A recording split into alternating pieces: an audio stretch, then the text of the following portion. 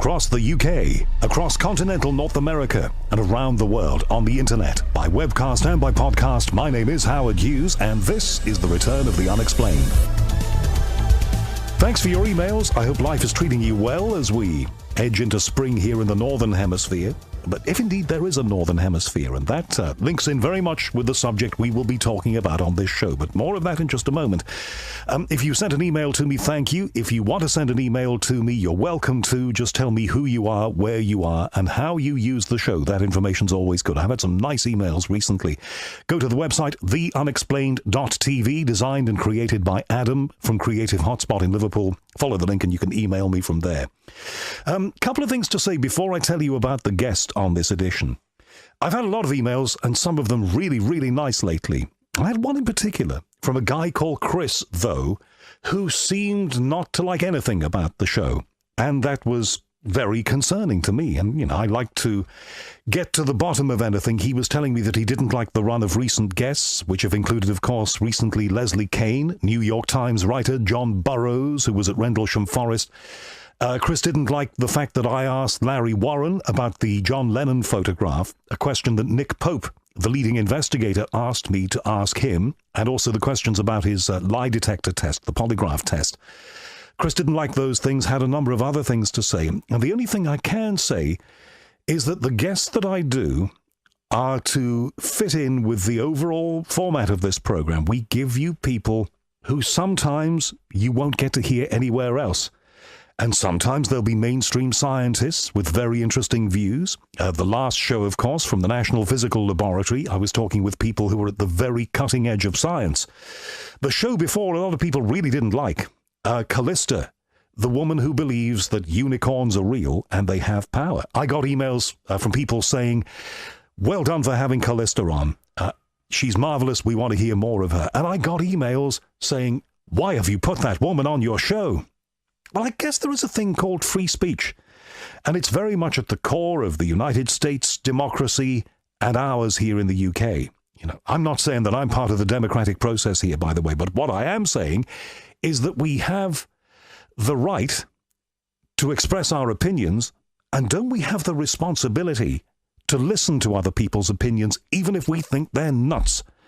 Because from that we might learn something. And if we start suppressing people's opinions, not allowing certain books to be read, not allowing certain things to be said, I think we're in a real bad place. And I think some of that, and I'm seeing more and more of this, is driven by social media, where groups of people get together and suddenly a view forms. And anybody who doesn't have that same view, they better look out. That's a worry, because we know what starts from that. Now, that's all a million miles from a little show called The Unexplained. I know that. But I've always believed that people have a right to put their point, and we learn by listening to them, even if we think they're completely wrong. Personally, and I said it in the show, I have seen nothing to make me believe at any stage in my life that unicorns are a real thing. I did make that very clear, and Callista told me why that was not so. Now, you might disagree with that, but surely neither of us can disagree with her right to express her view. And I found it a very interesting conversation. And I liked her as a person. But I still don't believe in unicorns. But that's a matter for me and for many of you. Last edition was about pure science, so a lot of people liked that. And we'll do a little bit more of taking the show out and doing shows in different places. This edition is about one of the most controversial subjects there is. Maybe the most controversial subject. And before I tell you what it is, let me just say this. That, of course, we don't advocate people who put forward views that advocate law-breaking or harming people, anything like that. That is not what I've just argued for. Let me just, before anybody emails to say that. Okay, let's get to the subject on this edition. Deeply controversial. The flat earth. Now, you might have thought that question was settled hundreds of years ago, maybe even before that. And I certainly thought that it was game, set, and match. We are a globe. We've seen it from space. But increasingly getting traction are the views of people who think that the Earth is completely flat, and they have what they think are scientific reasons for believing that, and they think that we have been told a lie. The king of these people, maybe, the man who is most often quoted by emailers to my show, is a guy called Mark Sargent. And I've had emails saying, please don't put Mark Sargent on your show. And emails saying, you've got a show called The Unexplained. You've never had Mark Sargent on. Why not? That's the way it splits. So I'm going there in this edition, and I think it's going to be interesting. I personally believe that the Earth that we live on is an oblate spheroid. It is a globe. That's what I was taught in school. That's what I saw when I was a kid watching the Apollo missions. Mark Sargent is going to try and persuade me, and maybe you, otherwise. And I think he will be interesting. Thanks very much for being in touch with my show. Thank you for liking it if you have. Please keep the faith with me. All right, let's get to the US and the guest on this edition, Mark Sargent, talking about the flat Earth. Mark, thank you for coming on. And thank you for having me. It's a pleasure to be here. Now, Mark, controversial, I guess, is a word that could be applied to you, and I'm sure you've heard that word used in relation to yourself on occasions. You know, you are the only guest in all the years that I've been doing this show, both on radio and online, where I've actually had almost equal numbers of people out of the blue emailing me saying, why haven't you had Mark Sargent on your show? If you've got a show called The Unexplained, you need Mark Sargent on there. And on the other hand, people emailing me out of the blue saying, whatever you do, don't talk with Mark Sargent and don't discuss flat Earth. So it's a little weird, really, but, you know, which just made me want to have you on here all the more, to be perfectly frank with you. I've heard and read over the last couple of years a lot about you. Tell me your story first then, Mark. What are you? What background do you come from?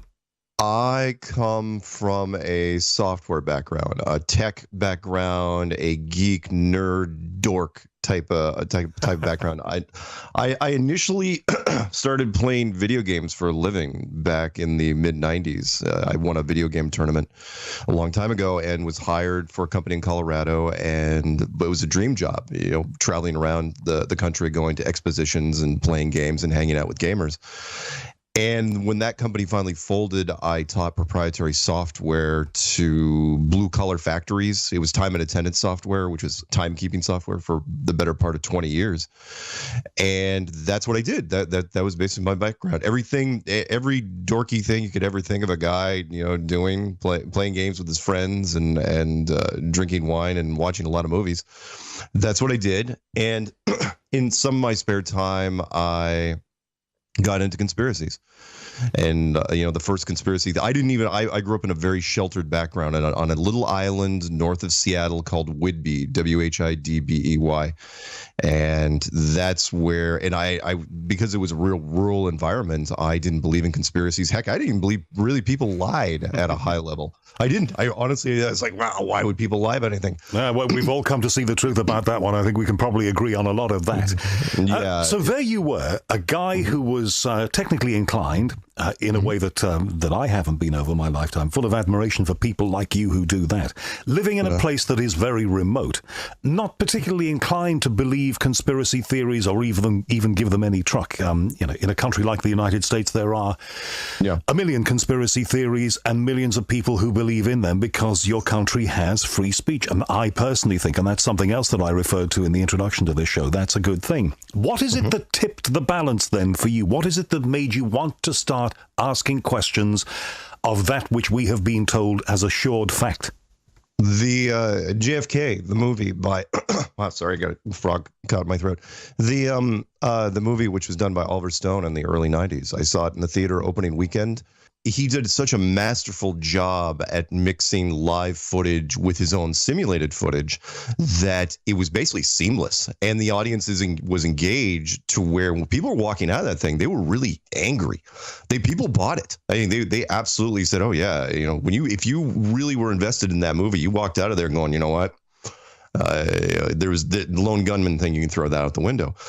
And that's what really kind of led me. Remember, the internet wasn't up and running yet. So once the internet, that's really what just exploded the conspiracy world over here in the States was the internet. And after that, I got into just about anything you could think of. I loved it. I loved mysteries. I loved anything that was unexplained. And, you know, then of course we had 9/11, but of course I had looked at other things besides JFK, you know, like every major American war, Pearl Harbor. If you name every conspiracy that came up, I just digested it. But I wasn't like a tinfoil hat type of wearing guy. I just really enjoyed the stories. And that's what, and to the point where I think I was conspiracy bored by the time 2014 rolled around. I'd seen it and done it all. And it's like, all right, well, there's no conspiracies left. And everybody that's into conspiracies, and I mean everybody, has heard of the flat Earth. We've all heard of it. Everyone laughs at it. It's the book on the shelf you're never going to read. It's the DVD you got for Christmas you're never going to watch because it's ridiculous. It's silly. It's very much one thing to buy into the theory that John Fitzgerald Kennedy was killed by whoever, but it certainly wasn't Lee Harvey Oswald acting on his own. I think much of America believes that. It's completely another thing to believe things like we didn't go to the moon or indeed the Earth is flat. They're very different. They challenge the nature of science.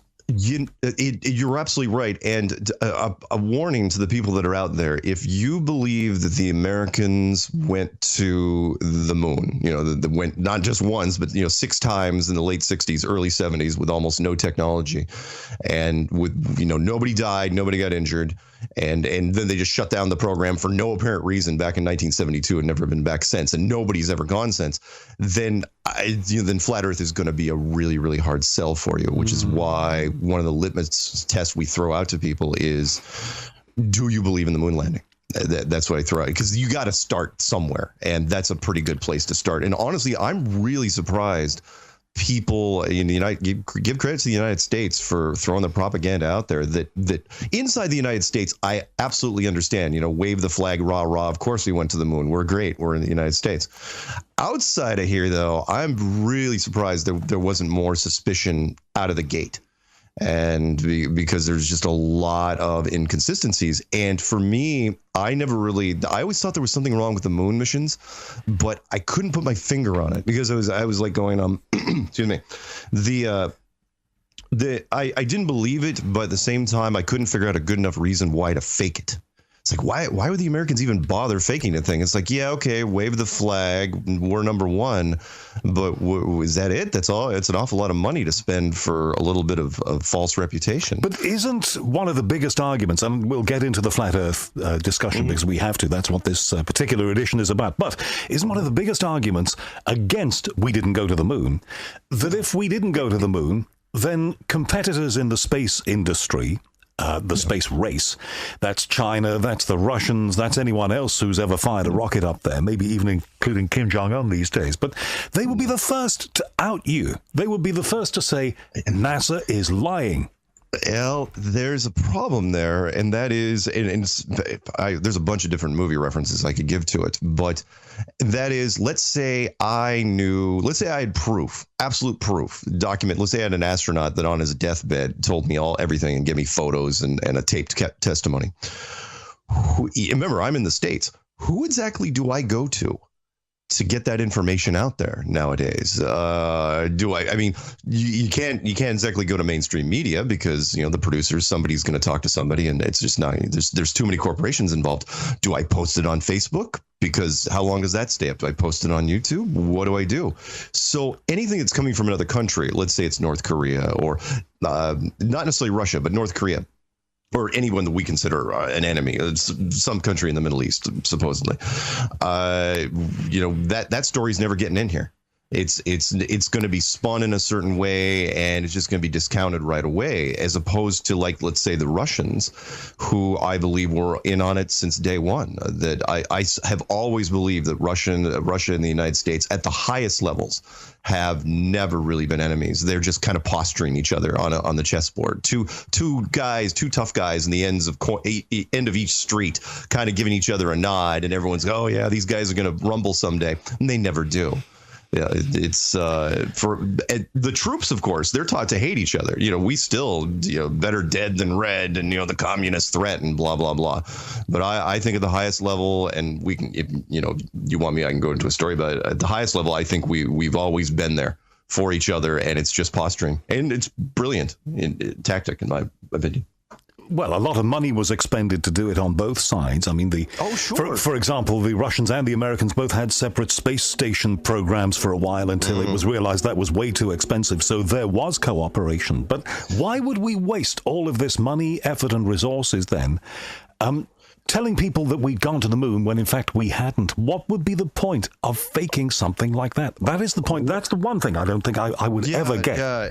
Think of it this way, because it's really only time and money. And you're saying, well, what's bigger than money? And it's like, well, keeping society under control. And I don't want to steal too much from the Matrix here, but control is such an important thing.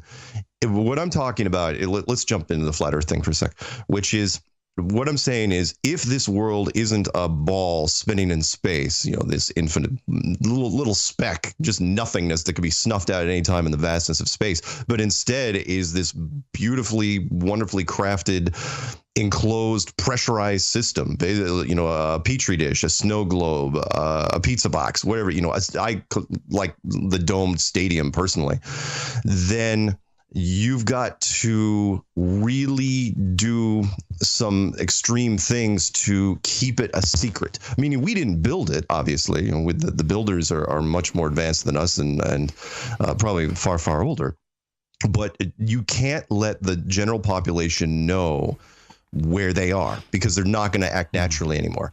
Meaning, if they found out, let's boil it down here, and I don't know, what your religious angle is, and I'm not going to preach chapter and verse or anything, but if this place was built, if there's actual proof that it was built, we were living in a building, then it was created. And if it was created, then somebody who's the creator. And at that point, you're giving the religious houses of this world, the big five, Buddhism, Hinduism, Judaism, Islam, and Christianity, you're giving them an advantage that science has been scared of for a long, long time. When you say an advantage, what do you mean by that?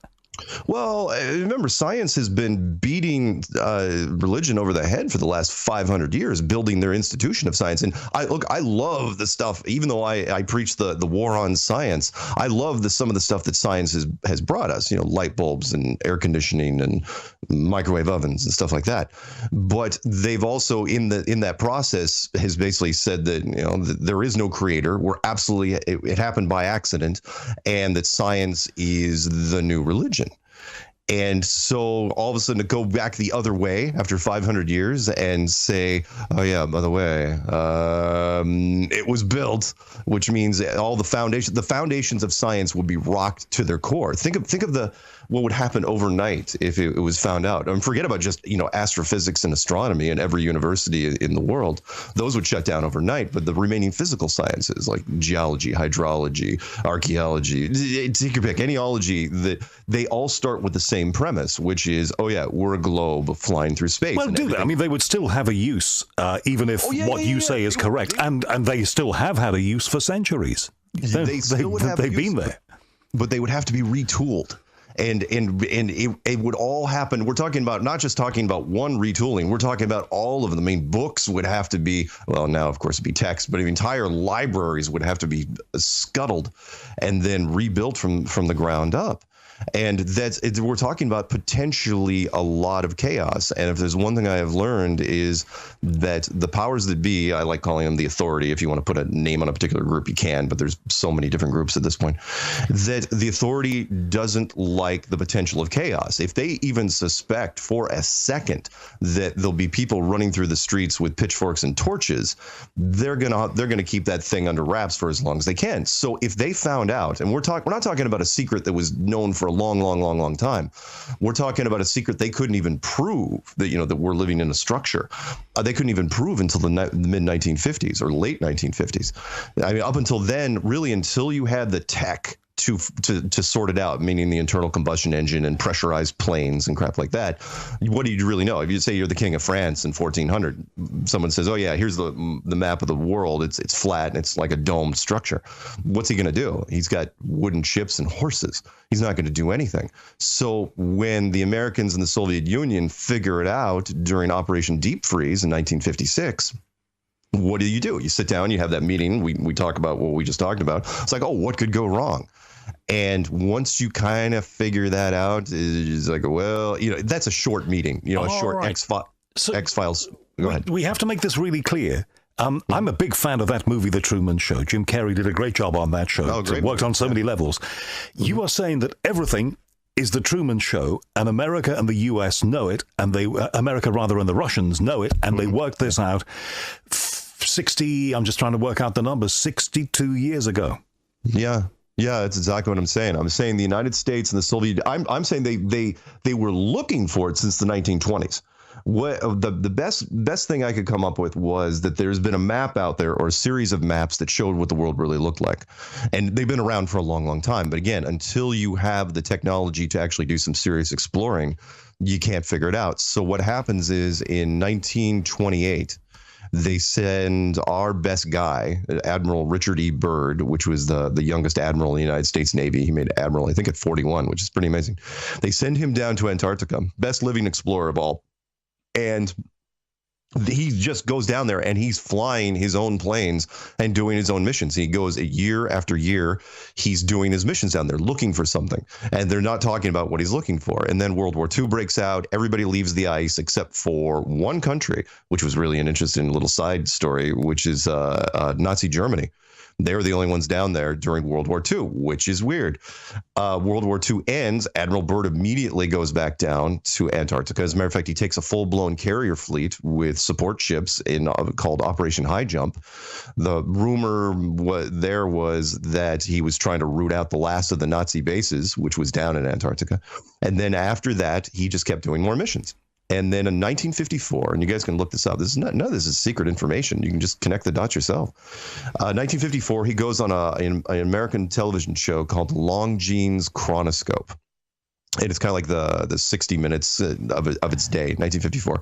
And he's talking about the next mission, which is going to be Operation Deep Freeze in 1955, 1956. And he's saying that Antarctica, there's a whole bunch of countries down there, and it's full of resources. The place is basically made out of money. He's hyping up the corporations to go down there. He's saying there's oil, and there's an entire mountain range made out of coal, can supply everybody. There's uranium, there's minerals, all sorts of fun stuff.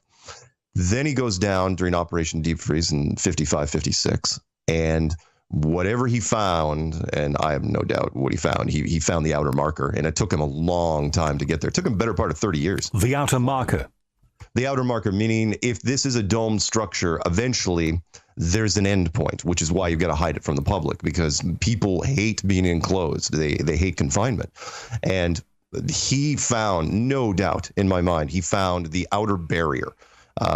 Whatever you want to call it, the soft wall, whatever it's made out of, a heavy element, a heavy water, a frequency modulation, electromagnetics, who knows what it was. Well, I've heard people who espouse the flat earth theory say that the edge of the planet, the edge of the disk, is all ice. It's an ice wall all the way around. Is that what you believe? That's just the first part of it. That's just the beginning of the edge. The edge is it's a good point you brought that up, because the edge, it's a misconception, which is people will immediately think that the edge, the Antarctic coastline is basically the edge of the earth. It's like, no. That's just the beginning of the edge. Meaning, imagine putting a quarter on top of, like, say, a saucer, like a teacup saucer. How far out the edge of that quarter is from the edge of the saucer. That's what the sort of distances we're talking about here. Because when you get, Antarctica is the most unusual continent out of all the continents. When you get there, literally the beachfront is 150, 200 feet or higher of ice straight up. Yeah, you could call it an ice wall, but it's just the beginning of the ice continent. And then what else people don't know is once you get on top of it, then it just starts sloping up really, really quickly to where the average elevation, and I can't do it in meters for you, but the average elevation of the whole continent is about 14,000 feet. That's a long, long way. I mean, altitude sickness kicks in at about 7,000 feet. So you've got that happening. So, and then, of course, there's no indigenous plant life, no indigenous animal life. There's no ancient civilizations or anything. I mean, the whole place just screams, go away. If the icebergs don't scare you away from the coastline, the actual plateau will scare you away. Well, isn't that because we're on a globe, and it just so happens that the poles are places where, they're not in receipt of that much sunlight, and that's why they're cold?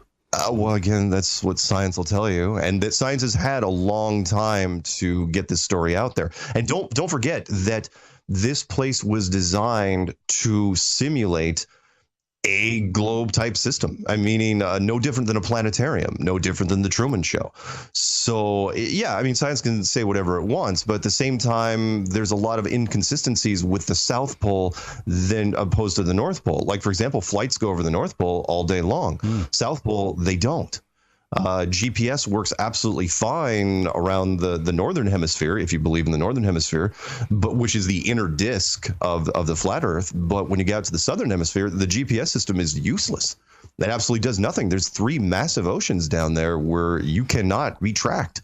Your plane goes into approximated mode or estimated mode, and the latitude and longitude cannot be tracked. Isn't that just because the bulk of people and the bulk of usage is up north in the northern hemisphere? And what's the point of providing those facilities for a place where people tend not to go?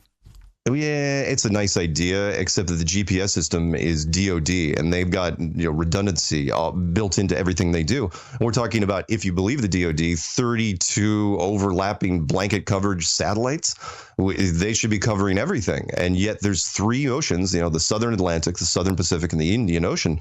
You can look it up on yourself in different plane trackers. Those planes, when they get out of ground radar range, land-based radar range, which is the old Loran system, once they get out of that range, blink, they are gone. And they do not come back until they get within land radar range of the continent they're talking about. So anyway, let's circle around because we go to a whole bunch of different points. So Antarctica, once they figured out that the outer edge, they basically confirmed what they already knew, what they were looking for 30 years, which was, okay, we're living in a building. We're living in a giant Truman Show. It's like, okay, what do? How do we keep this a secret? How would you hide the world?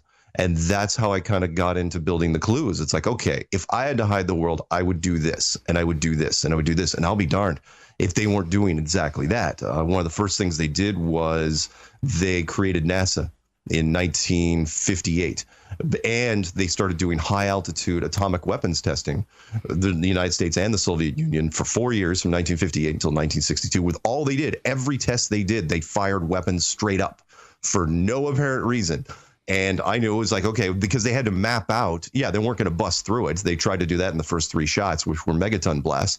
And then after that, it was kiloton shots. And they were basically mapping out the arc of this thing, the dimensions of the structure, so that you could eventually, because the only thing you really had to do, the only thing that was most important about faking this thing is you got to fake space travel, to be specific. You've got to be able to convince people that you've gone to space. All right, well, let's unpick this then. You're doing missile tests and you're firing missiles straight up because you're doing research on what you know is the flat Earth. Right. Surely the reason for doing missile tests and firing them straight up is that if you do missile tests that fire across and along, which Kim Jong-un has recently done, they might hit somebody. So that's why you fire missiles straight up. You're testing your capability. You fire the missile straight up so it comes straight back down, don't you? Well, again, it's a nice idea, but if I was going to do it, eventually you've got to figure. I mean, look, it's the first step in an exploration. You've got to map out everything as best you can, and since you can't send planes up high enough, there's no manned aircraft you can go up high enough. You don't want to start killing people. Best thing is just fire rockets with huge payloads and see where they detonate or where they fail. And during the blast, you can kind of gauge where everything is. Again, the angles, the trajectories, because sooner or later, if you're going to fake space, you've got to fire rockets up and arc them over to where they don't hit any part of the structure, which is what they do. If you want to have fun, type in rocket launch or NASA rocket launch time lapse and look at the images. They all arc over. All rockets go over. They lean over and go horizontal very, very quickly into the trajectory, which doesn't make any sense. So they did that from 58 till 62. And then they did 2 things in 1959, though, which absolutely sunk it for me, which was, okay, in 1959, two very important things. One, the Van Allen radiation belts were announced by a NASA employee named Van Allen, who came forward and said, yeah, there's a lethal bands of radiation, not necessarily a domed structure. It said lethal bands of radiation up there. Nobody should ever go up there, ever. Humans, big warning sign, go away. And then also in 1959, the Antarctic Treaty was put into place. Remember, Antarctica, where Richard Byrd just a few years before said the place is made out of money, everybody go get some. And in 1959, everybody left the ice at the same time, unilaterally. Nobody complained. Nobody protested. Everybody left. There was only like 12 nations, I think, at the time, 11 or 12. And they signed a treaty saying nobody can ever set up shop in Antarctica to do anything from a resource standpoint ever. Wasn't that because it was a pristine and is a pristine and highly sensitive and delicate environment, and everybody agreed that it was? Whatever. Not 1959. It wasn't. 1959. Environmentalism wasn't even a word. Greenpeace wasn't. The first Greenpeace wasn't even founded until the 1970s, and that was just a couple guys in time. I definitely concede that point. It is a 1970s phenomenon. So you're saying that? Did you say a dozen nations signed that treaty? A dozen nations signed it in that. Everyone that was down there. That means a dozen nations are in on it. Well, though, no, because you don't have to, at the highest levels. Remember, some people really rubs them the wrong way and say, well, you're talking about a conspiracy where millions and millions and millions of people have to know. I'm going, no. This is need to know only. This is compartmentalization, meaning all you have to do is have the first big countries go along with it and talk to just a handful of people, the leaders of whatever, saying, look, it's a national security. You can make up whatever story you want, but all you have to do is tell them, like, yeah, we need to get off of here as soon as possible. Nobody needs to come back. And that's it. And the treaty became iron. It's the only treaty in the history of mankind which has never, ever been broken. It's ironclad. And every country that comes online as an economic power has to sign it. So if you started a country tomorrow, you decided to mine some mineral and you became an economic power, and all of a sudden this piece of paper would be put in front of your desk and says, oh, yeah, by the way, you can't go down to Antarctica. And you say, well, for how long? And ever. What are you talking about? Well, I mean, it's not even up for review until 2041. And this is a long-term treaty. And it doesn't matter how much, and and that part really, really, really bugged me. It's like that raised more than an eyebrow. I'm a big plot line guy. I love good writing. And that's the part that threw it off the rails. Forgive me for throwing this at you then, Mark. And this is all intriguing, but forgive me for throwing this at you. If they wanted to keep people from getting to know the secret of this being the perimeter fence that keeps us all in, that's one thing. But why is the perimeter fence changing? Why are we concerned about the ice breaking up? Why are we concerned about temperature increase and the effect on whatever wildlife there might be down there? Surely, if it was all a model built by somebody, an ecosystem, then it would be constant. But it's not. Well, the system, human beings do have an impact on this system. And let me address, because your thing kind of has a two-part question to it, which is, for the most part, Antarctica has been out of sight, out of mind. We even left Antarctica off the UN flag. The UN flag has all the countries and continents there, except that Antarctica is notably missing. It's not there on the UN flag, which is really, really strange. And one of the big reasons is nobody owns Antarctica. The landmass itself is claimed by no one. Literally, it's like, find me another piece of real estate anywhere in the world that is not owned by it, and nobody even contests it. But as far as what you're saying about the ice cap, well, by the way, before the ice cap melting thing, you remember there was that, I don't know how old you are. Remember, it was that ozone thing. They said, oh yeah, don't go to Antarctica ever because there's a hole in the ozone layer down there. I remember that was from the 80s, and so which we've been able to, as far as I'm aware, and I'm not a scientist, let me say this, but we've been able to partly address by controlling our use of CFCs. Yeah. And then as far as the ice breaking up, though, no, I do believe that human beings have an effect on the system, no question. Because remember, if it is a pressurized, enclosed system, human beings, especially with the technology, and I do believe in some of this. I do believe in some sort of climate change. Global warming, yeah, probably, because most of the temperature changes have been to the warm side, and it shouldn't be a big shock because the internal combustion engine, otherwise known as, well, your car, is just a big furnace. That's all it is. You're just burning fuel, and we're burning, there's billions of these things. You multiply, spread all over the place, and they're always going. And, sure. On your model, then, those fumes will stay within the dome. Yeah, and the dome will try to compensate for it. I mean, we're talking about an automated system that works perfectly, ironically, works perfectly without human beings. But with human beings, it has to compensate. No different than if you brought in a little propane lantern into your car. right?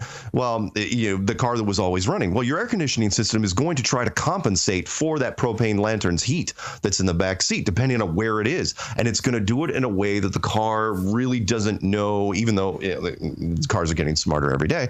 It's not going to know exactly. It's going to create little hot and cold pockets here and there, and it's going to change the climate system inside that car. And I know it's a simple demonstration, but you kind of see what I'm getting at, meaning, yeah, we're changing stuff, and there is extreme weather, and it's happening. It's weird all over the place, and there's islands that are slowly disappearing, and then there's storms happening where there shouldn't be. But I also think the military has been kind of meddling as well. I believe in the HARP system, and I believe that because weather is just energy transfer, and we've been able to blow out hurricanes for a long time in a crude way.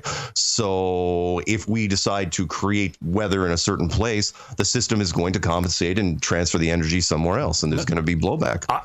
I've never been Mr. Cheap Point Scorer, so please don't think I'm trying to do this. As I say, I find what you say fascinating, but you use the phrase global warming. If you don't believe there's a globe, how can you call it global warming? Yeah. It's because of the conditioning. And that excellent point to bring up. Global, the term global and sphere and ball have been used to describe our world for so long, and it's been in our psyche for so long, which is why people just brace against it, mostly because the globe has been put in your classroom ever since you were in school. I mean, it starts out over here when we're 6 years old. It just sits in the classroom, and it's just this little toy that sits with you for 12 years. I mean, that is amazing conditioning, because you don't even have to reinforce it every day. It's like, oh yeah, this is where you live. This is your home. If the kids absorb that 12 years on this side unchallenged, what do you think is going to happen when they get out? If somebody goes against it, the first thing is going to be denial, which I also have to bring up real quick, which is up until NASA was formed. And people say, "Well, you're saying the NASA is fake?" I'm going, no, it's way worse than that.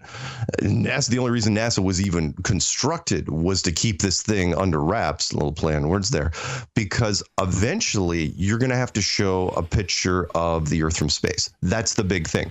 Remember, the globe model has been around for a long time. The Copernicus model, 500 years or so. Globes have been around for a while, but they're globes that were founded on a little bit of mathematics, a little bit of geometry, and a whole lot of assumptions, to where eventually you've got to take a picture of the Earth from space. You've got to show people where they live, right? And we did. Did we now? Because the first picture of the Earth, and I throw this back at people, they say, because people say, well, we know the Earth is a globe because of NASA. I go, fine, get rid of NASA for a second.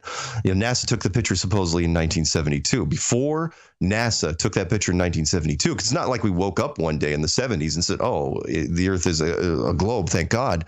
How did we know before that? It was a George Orwell line, which I loved. He wrote this in 1946. He said that, you could go to the average person on the street and ask them how they know. He's talking about science, not necessarily flat Earth. And you say, how do you know the Earth is a globe? And they say, well, we know. It's just known. Kind of like, what was that Game of Thrones line? It is known, right? It's known. It's like, well, and if you push them on it, you say, well, how is it known? They get angry. So here's where it gets interesting. So the Americans waited until the last mission to take the full disk picture of Earth, otherwise known as the blue marble. You guys can look it up. Blue marble Earth picture. First one was taken in 1972. Waited until Apollo 17 to do it. Apollo 9 through Apollo 16 didn't even bother taking the picture. You would have thought they would have done it, I don't know, as early as possible, but they didn't. Do you know when the second blue marble picture was taken of Earth? Tell me. 2015. Summer of 2015, right after we got going. 43 years they milked the exact same picture. And this is not an exaggeration. But we've seen segments of the blue marble globe, haven't we, from the International Space Station, from the space shuttle, from missions that we fired out into space. Oh, sure. If you believe space exists. No, unfortunately, no. So why would let's leave NASA out of this government organization just for a half a second. Why would Elon Musk spend vast amounts of money firing his roadster up into space? Oh, yeah, really had to bring that up as one of my sore subjects.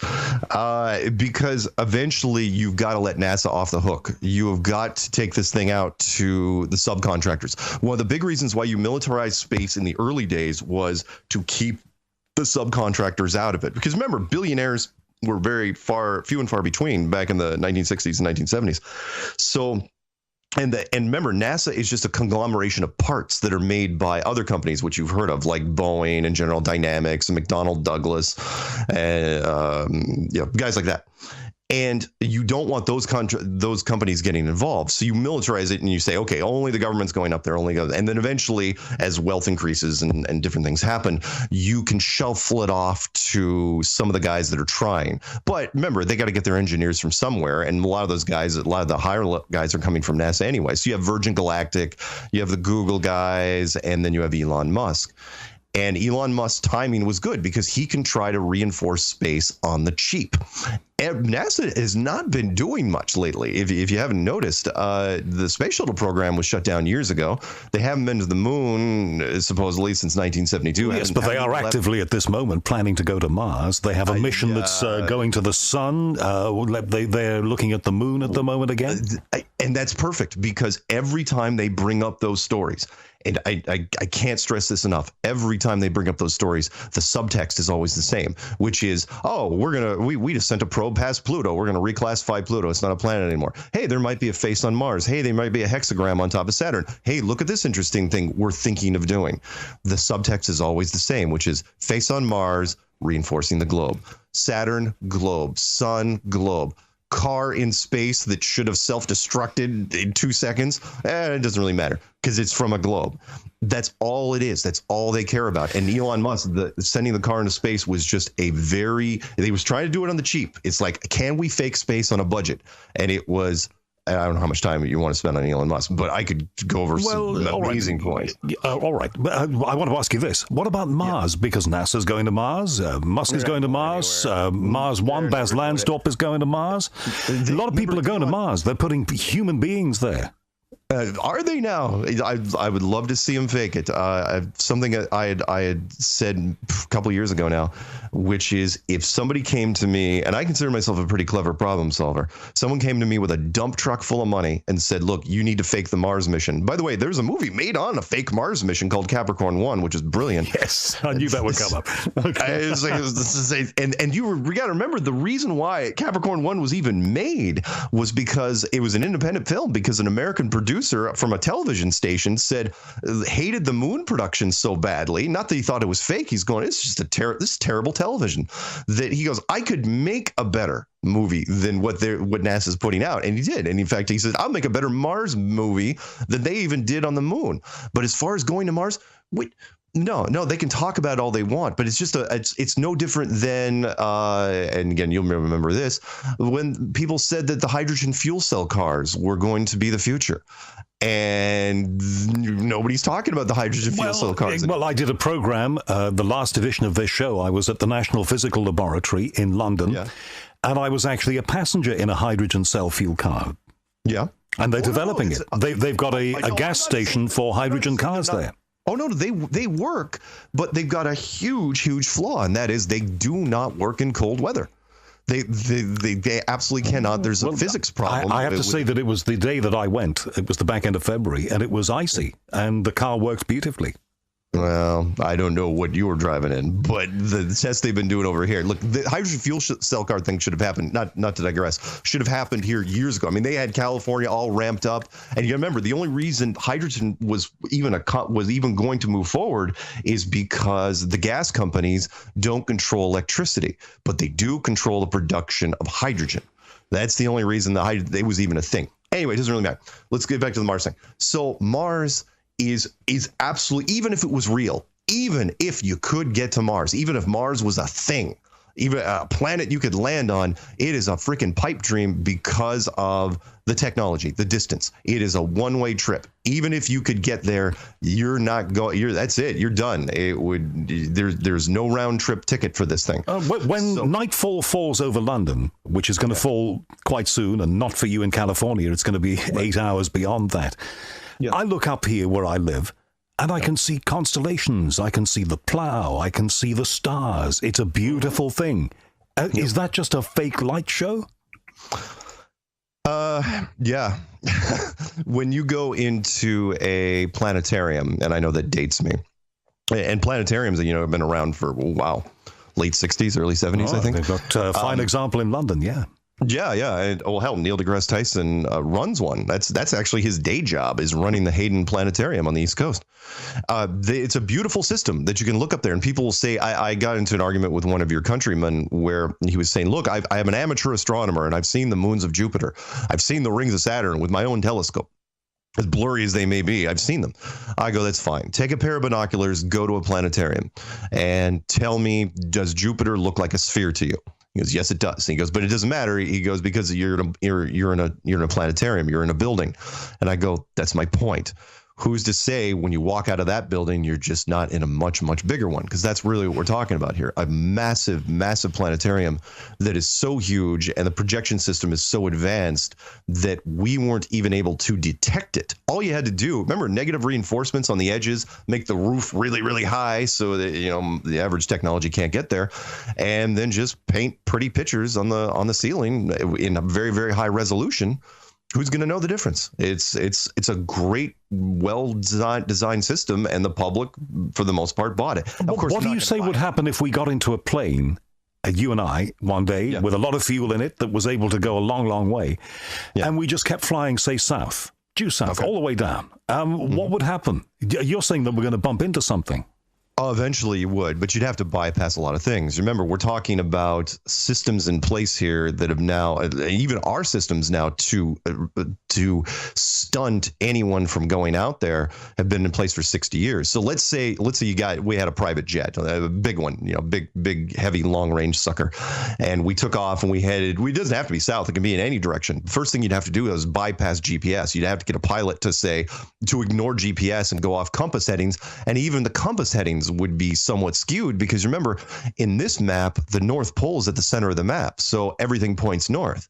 So you'd have to go off visual cues until you got to the coastline, and then just hope to God you kept going. But yeah, eventually you would make it to some sort of barrier if you had enough fuel.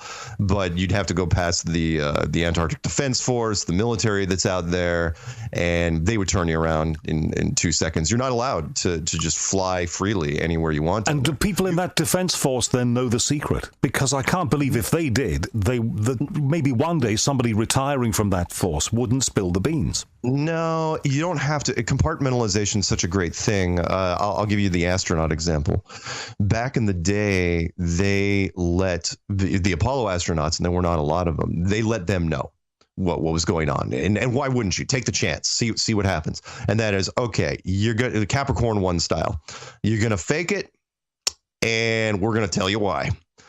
And hopefully they can handle it. Unfortunately, the combination of how big the magnitude of this thing is, plus the fact that they were getting accolades for stuff that they weren't doing, weighed really heavily on the Apollo astronauts. And they all crawled into bottles. They all became recluses. I mean, these guys should have never come down from a high, especially going back to the moon and back. I think that's a description that a lot of those guys are not going to recognize. They're not going to think what you just said is terribly fair to them, but I hear what you just said. You mean as far as the Apollo astronauts? Yeah. Well, think of it this way: if telling them too much, there's an old saying by an American president, Franklin Roosevelt, from our side during World War II, and he said, "Only tell the public as much truth as they can handle, and no more." And the Apollo astronauts, they told them too much. They said, "Look, you're faking it. Here's why. Deal with it." And they dealt with it the best they could, and it was unfortunate.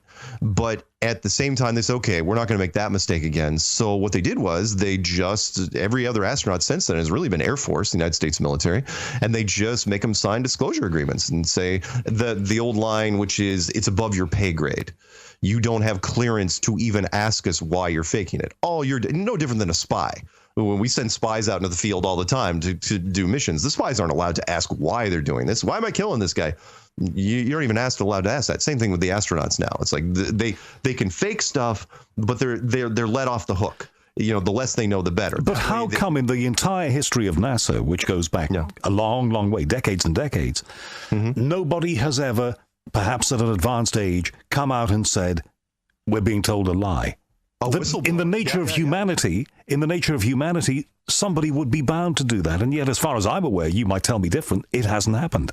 You're right. It hasn't happened. The one guy, and I've gotten a lot of subject matter experts from different disciplines, but I've only had one NASA guy approach me, and then he went to the hospital almost immediately. I hope he's still alive. But yeah, it's a tough call. Remember though, well, you said, hang on, you're saying that somebody who worked at NASA came to you to say, Mark, I've been following your work, and actually, you might be on the right lines here. Yeah, absolutely. Wow. And I still have all his information, but he was right there. And how do you know that he worked at NASA? He gave me all his details. I mean, did you check him out? Did you try and find out? It seemed to check out, but at the same time, because he didn't want to go live with it, it's like, all right, I'll wait until, he said, wait till I get out of the hospital. I'll be fine. And it's like, all right, I'll wait. And it's been a few weeks. I'm going to give him a little more time. But he came at the very tail end. He wasn't even going to come forward, though, until all the other military guys and the surveyors and the engineers and everybody else I had talked to. Once I had gotten all those guys, then finally someone from NASA. But as far as the astronauts, what you're asking about, there's only been, even by public, even if you believe the public records, there's only been 500 astronauts that have even claimed to have gone to space. That is not a lot of people. And considering they're all military, you can keep those guys pretty quiet, because all you have to do is tell them, like, look, we're going to monitor your emails. We're going to monitor your phone calls. You get out of line and you won't exist. Remember, the military rules are different. They don't go to court. They just go away. If there was a big program, if there is, as you say, a big program to lie to us and to throw up a smokescreen, which includes Mars missions, moon missions, trips into space, all the rest of it, if there was a big cover-up, I just don't get that, because what they'd have done is they'd have tackled the problem at source. They'd have stopped science discovering that there were ways to get up into space, wouldn't they? They'd have stopped the developments of rockets that could do that and technologies that could do that. They'd have stamped on the astronomers. They could have nipped it in the bud. They could have, but unfortunately, the what's the old saying? The tangled web we weave, and that is, once you start lying, you gotta keep the lie going. In every aspect, which means, for example, a lot of people would say, well, satellites, you can't fake those. And it's like, well, yeah, you would. You'd have to fake just about everything, which, in fact, there was a company I talked to out in California called Interorbital, and they're like a rocket booster, like a competitor to SpaceX. And, in fact, I didn't even solicit them. It was a German company that wanted me to talk to them. And I talked to the CEO of this place, and because I was curious, I said, my theory was, if NASA really wanted to keep this thing going on all levels, then they would take over the telemetry of just about everything that was ever shot into space, whether it be scientific or commercial or whatever. And so the first thing I asked him, I go, look, if you're the rocket company that, you get satellites from people and you put them into orbit and you send up telemetry, I go, then do you have to file flight plans with NASA? And they said, no, we don't. And I go, oh, well, that's interesting. They go, you know who we do have to file plans with, though? I go, no, who? And they go, it's an organization called the Atmospheric and Transportation Safety Bureau. And she goes, in every country that has a rocket program has one of these. I go, really? What do they do? And they go, well, they ask for your everything, every little detail about your rocket. They ask for months and months in advance, like 6 months, 8 months in advance, including the payload. They want to know exactly what the payload is, the frequency it's transmitting on, everything. And we need to know that is required before you send any rockets up.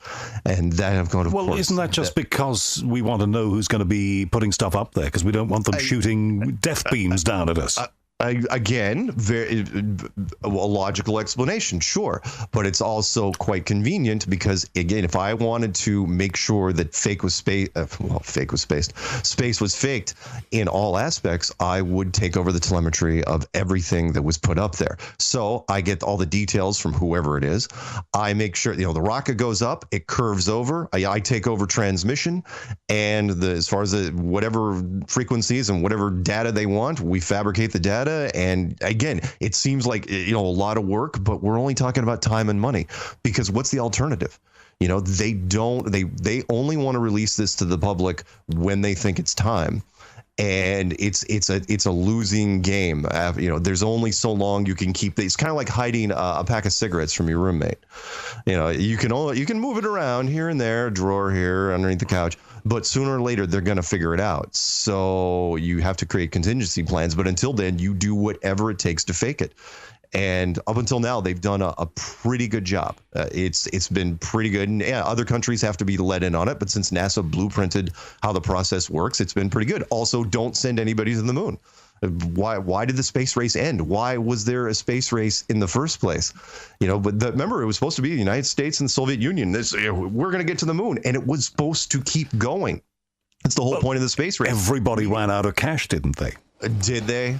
Really? Because that's what have stopped them. It's a matter of national pride. We put 3 people on the moon. The Russians put 4. We put a small base. They put a bigger base. And the next thing, Time Magazine has the Cold War moved to the moon. No. They had to end it right then and there, which was the Americans get there and then everybody else quits. The Soviet Union really just quits. That's it. They stop their space program. Well, of course, they had their other issues that culminated in the collapse of the Soviet Union. One thing I must ask you. 1990s, sure. One thing I must ask you. What about things like, and I've also printed out a list, there are many lists out there of all the reasons people say this is garbage, but I'll go through some of those points. But one I'd like to put for myself to you is the Coriolis effect. The fact that a spinning globe, if you pour water down a plug hole in the northern hemisphere, it goes in one direction. If you do it in Cape Town in the southern hemisphere, I've watched it, it goes in the other direction. We would have to be a spinning globe with a northern and a southern hemisphere for that to happen, wouldn't we? Right. Well, you'd think so. And I actually would have bought into that. And there was a guy who was not a flat earther who did the most amazing test. And he's still not a flat earther. It's a YouTube channel called, look it up if you get a chance, called Smarter Every Day, because he was one of those things. He gets those questions all the time. It's like, toilets and drains, northern hemisphere versus southern hemisphere. And he set up the most elaborate test with these small wading pools with perfectly still water with a central drain, simultaneous test in literally, they're doing a Skype test. One is in up here in the States. The other one I think is down in Australia. And just to make sure the water was not disturbed really in any way, they used food coloring instead of like putting little markers, any physical markers down there. They pulled the drains, and he said the spin was so infinitesimal that he could not even guarantee that it was happening at all. You sure about that? I've been in hotels in Durban, South Africa, places like that. And I've been in hotels in the UK. And I get up in the morning, I have a wash, I let the water go. It goes one way up here, and it goes the other way down there. I've seen it. You may have seen it, but I can only tell you what I've seen on video. I can do the same thing now in a kitchen sink. You move the faucet to the left-hand side, it spins one way. You move the faucet to the right-hand side, it spins another way. Everyone that I have run into, not that it's a sticking point for me because it's minor, because even if it was true, I'd blame it on molecular magnetism, because remember, the whole thing's a machine. You could simulate it, which we do in physics engines. But it's part of the conspiracy. Well, why not? Everything else is physical. It's a mechanical process. Why wouldn't that be as well? You say this with such relish, and I'm sorry, I sound like a guy who's constantly interrupting you. It's just because I'm so interested. You say all of this with such amazing relish and a little bit of humor there. You do really believe all this? Oh, I absolutely believe it. The Truman Show, because I come from a game development background, a simulation background, to where I know it can be done, what we can do with ones and zeros and graphics and simulations. So when it came to this, as I was building, I basically just took the Truman Show and I started making it bigger. And I said, okay, what if we make it instead of 20 miles wide or wherever that thing was? It was big. Make it 100 miles wide, make it 1,000 miles wide. As you make it bigger, believe it or not, the scaling makes all the processes easier. Meaning, the jet stream is, the high wind jet stream that controls the upper atmosphere. That's just akin to a giant air conditioning system. The underwater conveyor system, which transfers huge amounts of water and energy in the oceans, that's no different than jets in a hot tub. The magma system underneath that, the heating coils in a heated seat in a car. We're talking about we have much smaller, much more simple references to this thing, but we're talking about a terrarium. And because people say, well, isn't anything organic? I love people that'll jump on it and say, well, you can't say that the magma system is mechanical as well. And I go, why wouldn't it be? I go, if you have a pet lizard in a cage, I go, what haven't you provided for him that's organic? I mean, the light bulb is there, the water in the tank, the stuff on the ground, the case, everything about it is manufactured. But he doesn't know any different. It's not in his nature. So when it comes to what are you talking about? I'm sorry, the Coriolis effect. By the way, I've got to mention real quick. I've got a list of subject matter experts. That was one of the first things that they shot down. Little play on words, because they were all military guys. And yeah, I know mainstream news has said that, oh yeah, sniper shots. Sometimes snipers will actually take into account the spinning of the Earth. And I'm going, really? Because I've got a tank guy, an artillery guy, a missile guy, a submarine guy. All these guys are shooting far, way. Snipers only shoot a mile at best. Artillery shooting 20 miles, 30 miles. I got missile guys at 50, 60 miles. Submarines, I didn't know torpedoes actually could go 30 miles, and they do. They go, yeah, we've heard about the Coriolis effect. We never use it. It's never plotted into our firing solutions. It's a myth. It's just something you hear about that no one ever does in their 9-to-5 job. Well, I hear what you say. I've stood on the flight deck in the days when you were allowed to do these things of a 747 heading due south towards South Africa from London. Yeah. And I've seen the sun come up over Africa. Yeah. And I have been high enough up to watch what I believe is the curvature of the Earth, to see it before me. What was I seeing then? You want to see the curvature, unfortunately. You think I deluded myself? No, not deluded yourself. Unfortunately, it's not your fault. Or fortunately, it's your fault. It's kind of like the George Orwell thing, the 5 lights versus 4 lights, which is you're told there's a curvature. You're told it so many times that you're going to try to see it. Your eyes are going to try to see it.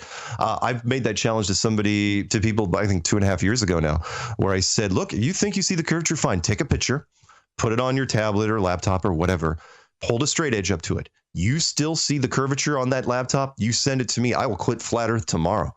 I've had a list of pilots that have all said, in fact, the pilots are in this weird paradox where every pilot says the same thing. It's like, oh yeah, we absolutely, if you're in a pilot seat long enough, you know that it's flat. Well, your eyes see it as flat, but since we're raised since we're children, that it is a globe, you're stuck in kind of this weird thing. And so pilots say, like, all right, we're just, as long as I can take off from point A and land at point B and nobody dies, nobody crashes, I'm just not going to deal with this. But yeah, pilots are in this weird position. And I've had a number of them come to me. They said, even a flight instructor came to me and said, oh yeah, absolutely.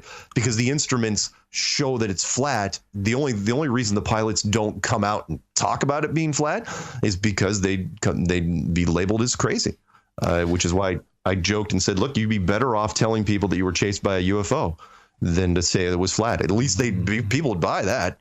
These days. So you think that because people are increasingly coming to buy the possibility of UFOs, they might actually come round to buying this? It is the ultimate open-minded test. I'll give you that. There are hardcore conspiracy people, you might be one included, that believe in all sorts of things. But nobody likes flat Earth when they first hear it. Again, because of the conditioning, we're told. I mean, it's literally something you're told when you're a kid, which is we used to think, the Earth is a globe, but before that, we used to think the Earth was flat. That all you have to do is repeat that a few hundred times and it sinks in. So as far as conspiracy guys go, look, I'm about as deep into it as anybody, and it still took me months to get my head around. I had much less content to work with, though. I've got this list here printed out from the internet. All the lists say much the same thing. One of the points is that, and this is pretty obvious, isn't it? If we were a plate and there was a dome above us, we would all look up and see at night the same constellations. If we were a spinning plate, then it would be the same. But I've been to the southern hemisphere; they're totally different down there. You're absolutely right. And so how can that be? Multiple projection systems. The system it's so large that you can't. The Truman Show works because it's only a 20-mile stretch of sky. But if you have a stretch of sky that's thousands of miles wide, then what you do there is you instance the sky. That's a software term, meaning you create multiple projections of almost the same thing. So you're standing, let's say, in the southern hemisphere, and you're looking at the belt of Orion, and I'm looking at the belt of Orion too, and we're on the phone with each other. We both think we're seeing the exact same belt of Orion. And to prove my point, I say, yeah, but my middle star in the belt is green. And you say, well, no, mine's red. Who's right? Well, actually, we're both right, because you're looking at two completely different projections, because it's based on region. And I've seen the time lapse photography and movies, and of course that's what I would do at the equator, because you can actually see it. It's fascinating. You can see the one go clockwise and one go counterclockwise. Literally, there's a spot on the equator where you can see them simultaneously, spreading out in different directions or different rotations. And that's because you got one projection on the one side and one on the other.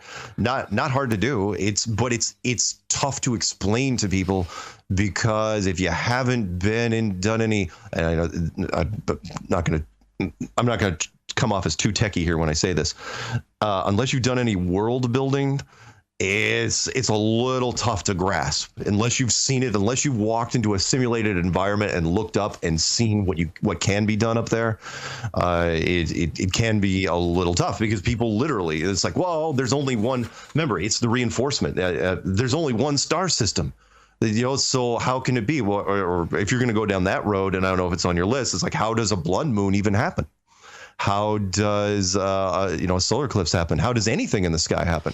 You remember? Well, on the list is eclipse. Show you the Earth shapes. The list says, have you ever seen a lunar eclipse? It's when the Earth passes in between the sun and our moon and casts a shadow over the lunar surface. If you look closely, you can pick out a slight curvature, indicating we are not flat. Yeah, that's a good line. Although I'm going to go back to the planetarium, and that is, have you ever seen in a planetarium a waxing or waning crescent or a half moon or full moon? And yes, you have, and that's because we can do that. It's not hard. We're talking about very simple graphical changes when it comes to the blood moon. I'm really surprised more people don't come at me about the blood moon, which is, how do you even have a blood moon? Because technically on a flat Earth, there's no Earth between the sun and the moon.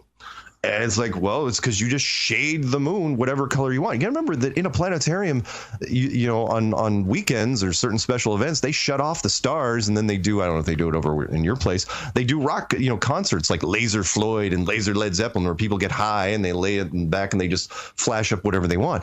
A projection system, you can do literally anything. The eclipse, though, I got to mention this. The eclipses are fascinating, because I was in the Great American Eclipse last year, and remember, if you believe mainstream science that says that the moon is 2,000 miles wide, the blackout zone is only 70 miles wide, which is really interesting, because that means the shadow of the moon is being reduced by 97%.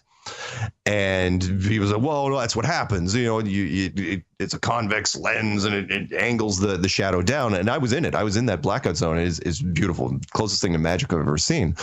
I'm going, okay, then what is good for the goose is good for the gander. Why doesn't that happen on the moon? Meaning, when the Earth gets in front of the sun on the moon, remember, the Earth is only 4 times larger in terms of diameter than the moon, if you believe mainstream science, then that shadow, that blackout zone, should be 200 and something miles wide, total blackout, and that should be easily visible on the moon. And yet what we see is completely different. The Earth completely eclipses the moon, and in its entirety, and it's not hard at all. So where's the blackout zone? We don't see it. It's interesting. Why you can't have one without the other? Anyway. On the list, and I'm not going to read any more from the list, but this one appears in all of the lists about flat Earth. And let me just read this bit. The same objects make different shadows. Here's one you can try at home, it says here. If the Earth were flat, you could drive 2 sticks into the ground at any place on Earth, and the shadows of those sticks would be the same length. Place a stick in the ground on a sunny day, then measure the length of the shadow. At the same time, call your friend who's a few miles away, and then tell them to do the same. The lengths you measure will be different. The curvature of a spherical Earth means that sun rays will hit each stick differently if they are far enough apart. Game, set, and match, isn't it? Yeah, the sticks and shadows argument. No, I've heard that one since literally, I think, week 2. Aristophanes, he's the guy that came up with that back in the day. And that is, the sticks and shadows argument works well. Unless, remember, because light and space is relative, unless that works. Yeah, if the sun is 400,000 miles in diameter and 93 million miles away, it works. But it also works if the sun is much, much closer and much, much smaller. It works the exact same way. You just don't know. Remember, let's look at it from remember I just talked about the eclipse shadow was like 70 miles wide, because people are saying, well, how big is the sun and the moon? We're talking about the sun and the moon would be approximately the same size. They're about 50 miles wide, maybe a couple thousand, 3,000 miles up. The sticks and shadows would work the exact same way. You can do the same thing with a flashlight and 2 sticks, and real close to each other. Move the flashlight around, you'll see the same sort of effect. Okay. Human beings have a horrible trait of not being able to gauge distances on generic shapes.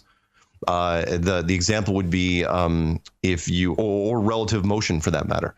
So if you have an object that is, like, for example, if you hold a pen, we all done this when we're kids. You hold a pen really close to your eye, right? Is that pen really, really huge, or is it just really close to your eye? Well, we know it's close to our eye, and so there's no illusion because we know it's a pen. You do the same thing with a generic shape, like a sphere, and put it a distance away. We have no idea. No idea how far. So you buy this stuff that's appeared online lately, where somebody says, "Hell, hang on, I've got a really great lens here on my camera. It's a fantastic zoom, and look at the way that I can zoom into the moon." Now, if the moon was as far away as we're being told, we wouldn't be able to zoom in like that. The P900, the Canon P900 camera. Well, there's a whole bunch of them out there, but the biggest reason, if you're wondering why this thing has resonated recently, is because of camera technology.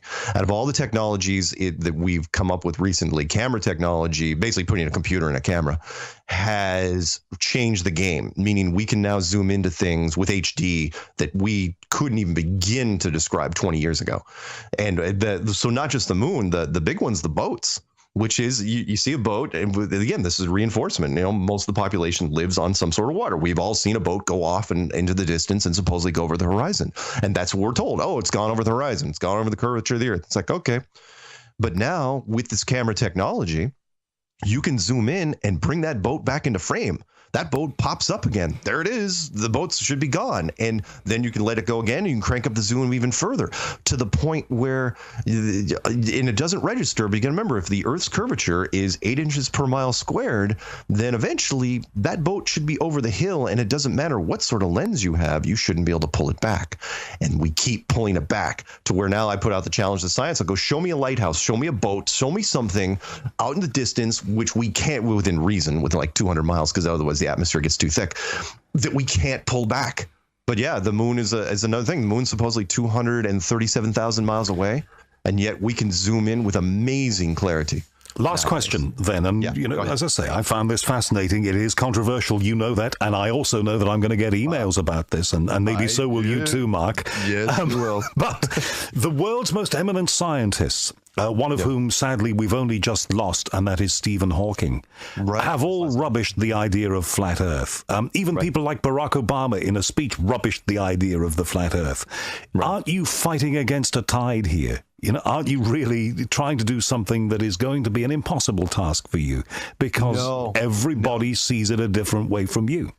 No, not at all. As a matter of fact, I go the opposite way, which is what has happened. And there has been a certain disparity in education, which means that we've, for whatever reason, the academic communities have sort of put it upon the general population to say, hey, leave science to the scientists. Which is fine, but there's not that many of them, and the masses are huge, and the masses in absolutely will understand simple concepts. And so when I came up with the Flat Earth Clues, which is basically the dummy's guide to flat Earth, I didn't use any math. I used very, very little science. I just used observations and tried to connect the dots. And other people, built off of some of those things.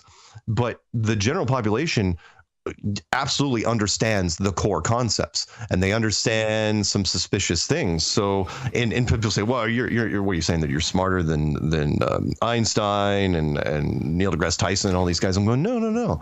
What I'm saying is these guys are built on the backs of other people, and the foundations are the problem. It isn't that there's some brilliant guys out there with PhDs, but they never bothered to check the core of their beliefs. And so let me end up with this. The resonating we've had when I initially did the clues back in 2015, when you went on YouTube, typed in flat earth, and you guys can do this now, and then sorted by upload date, you maybe got 50,000 search results. As of this morning, I think it's about 19.8 million search results. Well, that's a feature of social media, is it? That's not a more enlightened What are we talking about here? Social media is the future at this point. Television is fading away. YouTube is the biggest television network now in the world. So social media has propelled the flat earth. So you think that those numbers are proof that people are becoming more enlightened? Oh, I know it is. I have an unlimited stream of emails that come into me. My phone basically doesn't stop ringing. I've never solicited an interview, and I think I've done pushing 200 at this point, and 201 today. yeah, and some pretty heavy hitters, and it's like, and they're coming at me saying, okay, why is this? And yeah, a lot of them are on their heels going, holy smokes, this guy actually thinks it's real. But we just did our convention, our conference, our first one in his 500 years down in Raleigh, North Carolina. The second one's going to be in Denver. There's a Canadian conference coming up in August. The documentary was just finished. It's going to be at a film festival in Toronto next month that I'm going to be attending. I'm getting flown out to meetups all over the place. Oh no, this thing has got legs, and I don't know exactly where it's going to go. It's curious to see how the powers that be deal with it from this point forward. Less than a minute to answer this question. If this is ever proved to be so, how's it going to change things?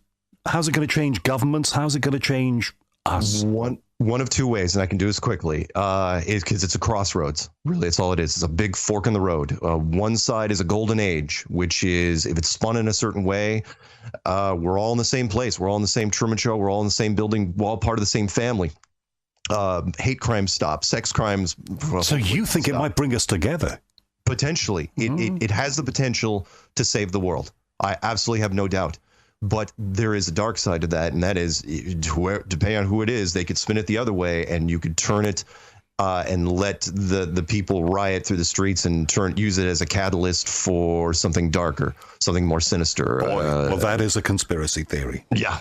Wow. Mark Sargent, thank you very much. If people want to look at your work, where should they go first online? Easiest place to go, just go into any search engine and type in Flat Earth Clues.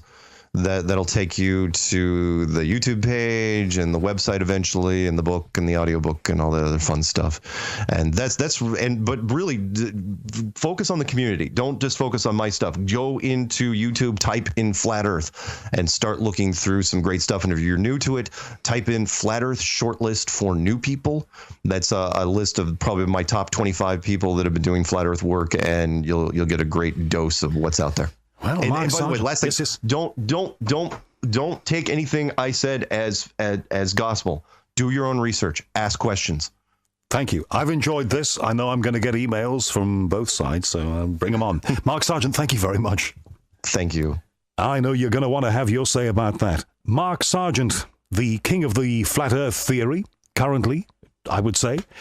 If you have views about that, go to my website, theunexplained.tv, the website designed, created and honed by Adam Cornwell from Creative Hotspot in Liverpool. We have more great guests in the pipeline here at The Unexplained. All kinds. We're going to do mainstream science, we're going to do weird science, and we're going to do deep, pure paranormality here, because that's what we've always done on The Unexplained. So until next we meet, my name is Howard Hughes. I am in London. This has been The Unexplained, and please stay safe, stay calm, and above all, please stay in touch. Thank you very much. Take care. Bye-bye.